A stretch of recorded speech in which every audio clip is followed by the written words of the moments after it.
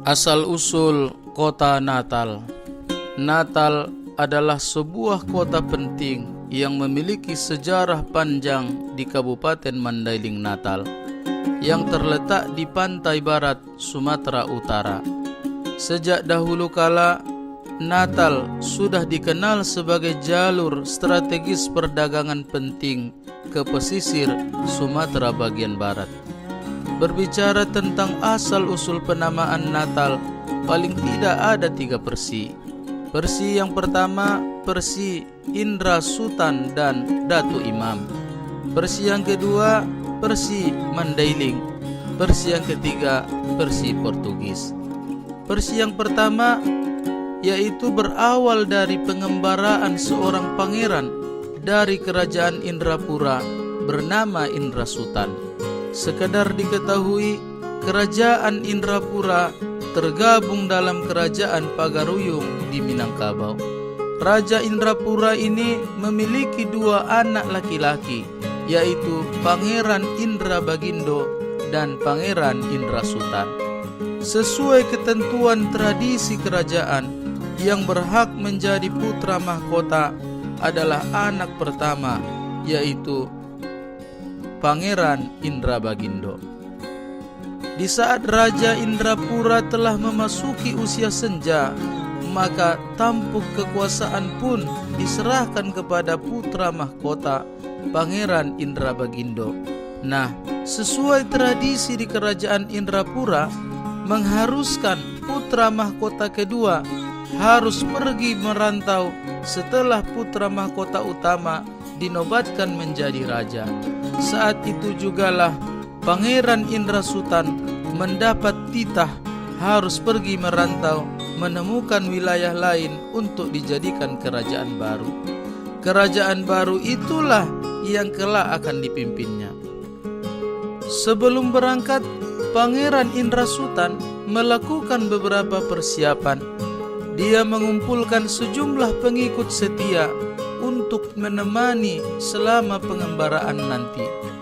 Rencananya, Pangeran Indra Sutan melakukan perjalanan lewat jalur laut menggunakan kapal layar. Ia pun membawa perbekalan yang cukup banyak sebagai persiapan menempuh perjalanan jauh yang belum dapat dipastikan tujuannya. Selain perbekalan makanan, minuman, dan pakaian, Pangeran turut membawa hewan peliharaannya, di antaranya kuda, untuk kendaraan mereka saat harus menyusuri daratan. Selebihnya, turut juga dibawa perlengkapan ritual tradisi berupa sekepal tanah dan buah labu yang dikeringkan. Menurut kepercayaan tradisi lama, labu dan tanah kelahiran dibawa merantau agar yang bersangkutan merasa betah di tanah rantau, namun tidak melupakan tanah kelahiran. Buah labu yang dikeringkan itu hanya berfungsi sebagai wadah untuk menimbang tanah di tempat yang baru. Dalam perjalanannya, Pangeran Indra Sutan singgah di suatu tempat, di sebuah tangkahan yang ramai penduduk bertransaksi hasil bumi dan kebutuhan warga sehari-hari. Daerah tersebut adalah daerah Kerajaan Ujung Gading, masuk wilayah Pasaman sekarang. Raja Ujung Gading bernama Datu Imam menerima kedatangan Pangeran Indra Sutan dan rombongan sebagai tamu kehormatan. Mereka disambut dengan upacara resmi kerajaan sebagaimana lazimnya menerima tamu kenegaraan. Diceritakan, Datu Imam adalah seorang raja yang masih muda, ramah dan bijaksana. Usianya pun kira-kira sebaya dengan Pangeran Indra Sutan. Pangeran Indra Sutan dan rombongan sangat dimuliakan oleh Datu Imam. Mereka diizinkan tinggal beberapa hari di kerajaan Ujung Gading. Pertemanan Pangeran Indra Sutan dan Datu Imam kian akrab.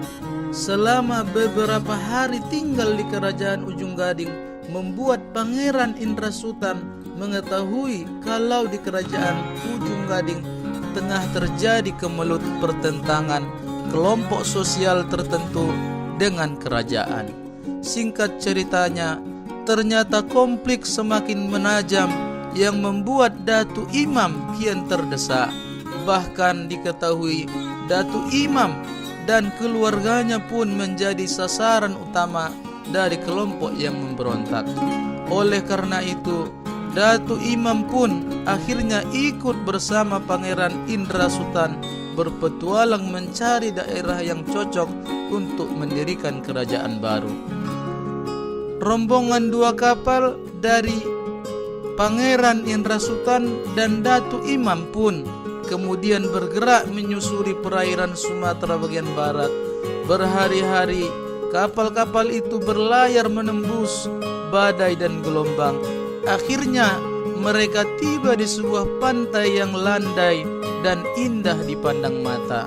Pemandangan indah itu menarik perhatian Pangeran Indra Sultan dan Datu Imam. Mereka pun kemudian bersepakat berhenti di tempat itu. Kapal menepi dan mereka mencapai daratan. Pangeran Indra Sultan mulai mengamati kondisi alam sekitar.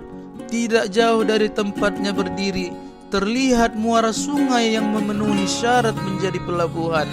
Aliran sungainya lebar sehingga memungkinkan kapal-kapal berbadan besar bisa masuk ke dalam. Pengamatan dilanjutkan dengan mengendarai kuda yang turut mereka bawa dalam pelayaran itu. Dengan mengendarai kuda, Pangeran Indra Sultan dan rombongan lebih leluasa melakukan penelitian terhadap kondisi alam yang mereka singgahi. Dalam pengembaraan itu, mereka akhirnya menemukan lahan daratan yang cukup luas. Tampaknya wilayah itu belum berpenghuni. Tampaknya inilah wilayah yang cocok untuk kita tinggali dan untuk kita membangun kerajaan di sini, kata Pangeran Indra Sultan kepada pengikutnya. Guna merayakan penemuan itu, Pangeran Indra Sultan pun melaksanakan upacara ritual menimbang tanah. Ia memasukkan sekepal tanah yang dibawa dari kerajaan Indrapura ke dalam rongga labu kering. Setelah itu, Pangeran Indra Sultan mengambil segenggam tanah daratan yang baru ditemukan, kemudian memasukkannya ke rongga labu kering yang sudah dipersiapkan sejak keberangkatannya dulu.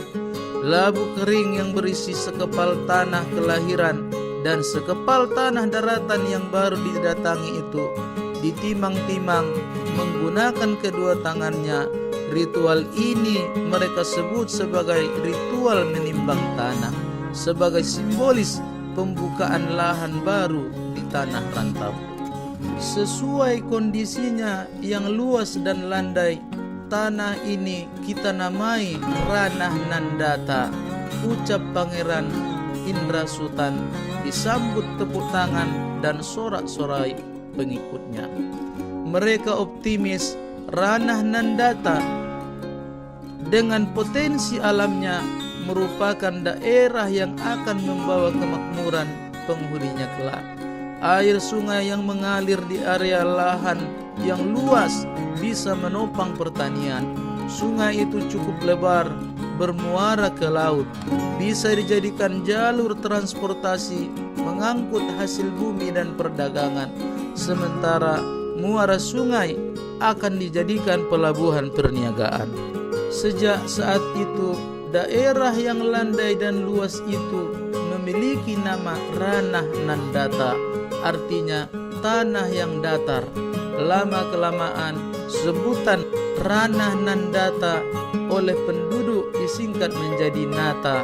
Seiring masuknya penjajahan dan hubungan perdagangan oleh pengaruh lidah asing, sebutan Nata berganti dengan Natal sampai sekarang.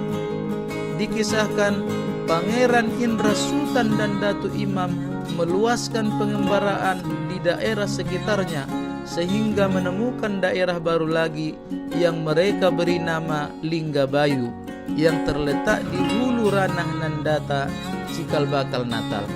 Dua sahabat pengembara itu kemudian bersepakat membagi wilayah kekuasaan. Kerajaan Natal yang berpusat di Natal dipimpin Datu Imam. sementara Pangeran Indrasutan dan pengikutnya menguasai Linggabayu yang berpusat di Tapus, yang kaya dengan bahan tambang emas. Mereka bersumpah Natal dan Linggabayu menjadi dua kerajaan yang bersaudara dan memelihara perdamaian selamanya sampai mereka wafat di daerah kedua kerajaan tersebut. Versi kedua menyebutkan asal-usul Natal adalah karena daerah itu kerap dijadikan persinggahan warga yang bepergian dengan mengendarai kuda.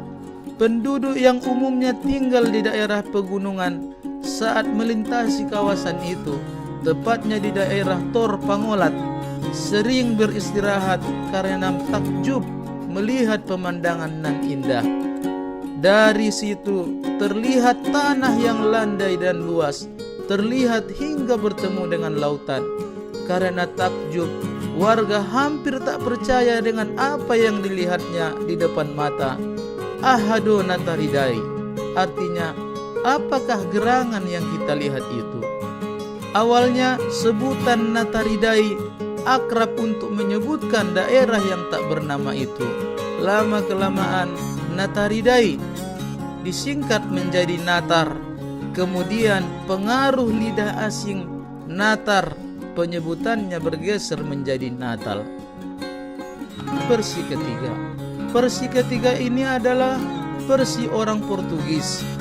Bangsa Portugis ini juga mengklaim bahwa merekalah yang pertama memberikan nama Natal, disebabkan pada hari pertama mereka sampai ke daerah ini bertepatan dengan hari Natal, yaitu hari kelahiran Kristus.